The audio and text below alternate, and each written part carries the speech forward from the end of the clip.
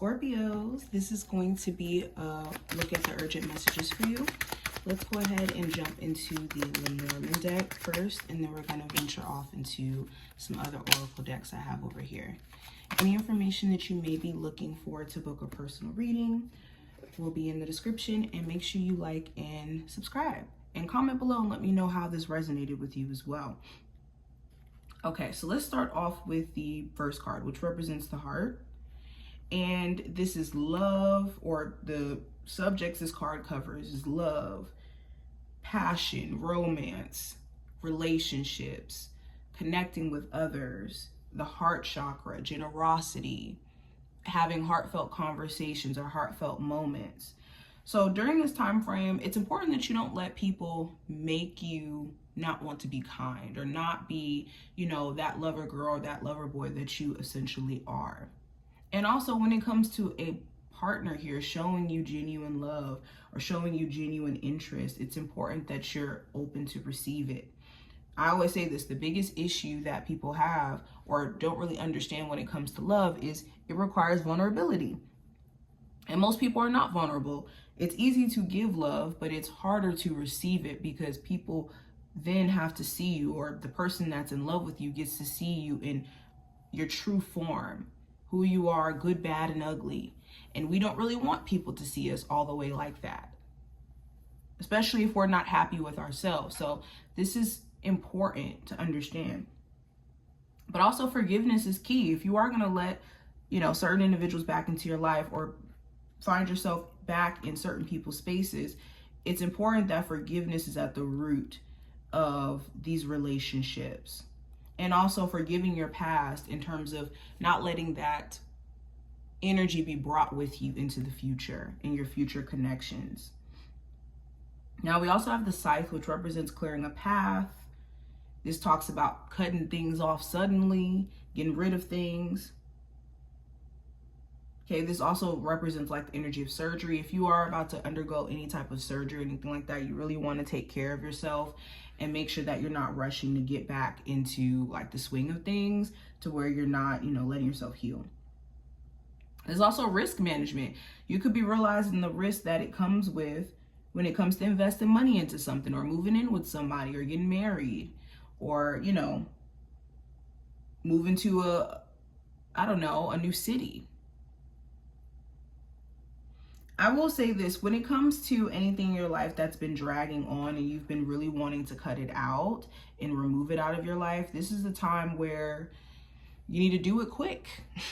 do it with the quickness, because the longer you allow it space in your life, the longer that it's kind of eating at you.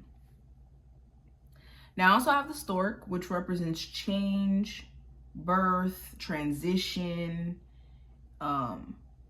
children, because the stork does bring children or babies. Progress or things shifting, evolution, also relocation as well. So for a lot of you, you're changing, your perspective's changing. Okay, your current situation is changing. This is new cycles, and with you entering new cycles, certain things have to go. Certain habits gotta go. Scorpios, what are the messages they really need to hear right now? So with stuck in the mud, this is us having to address certain things before we can progress or we can move forward. Sometimes we do have to be stuck, or we have to, have this illusion of us being stuck in order for us to really see or take note of what's going on around us. Yeah, this is like essentially us slowing down so that we could assess what's going on around us. But this is also a sign that you got to shift your focus away from what you're paying attention to now and place your attention elsewhere. Okay, this is not the time to be over analyzing in a way where you're not being observant. Over analyzing is different than being observant. Over analyzing is making assumptions and trying to fill in the gaps. Observing is allowing things to just be and paying attention to it. We also have the gentle gardener and follow the leader. So the gentle gardener does talk about being a co-creator with the universe. And the way you can do this is by being intentional. We can ask the universe for a lot of different things. We could ask for manifestations. We could ask for more money, new relationships, all these different things. But if we're asking for those things and then we're doing everything opposite of what we're asking for, then we're not being a co-creator in our life. We're actually being the force that's keeping us from moving forward, actually.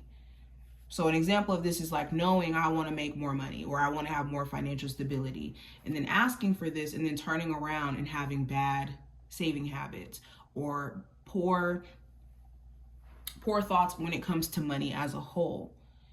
We got to be a conscious co-creator and be intentional about what we're doing so that we don't stand in our own way or self-sabotage.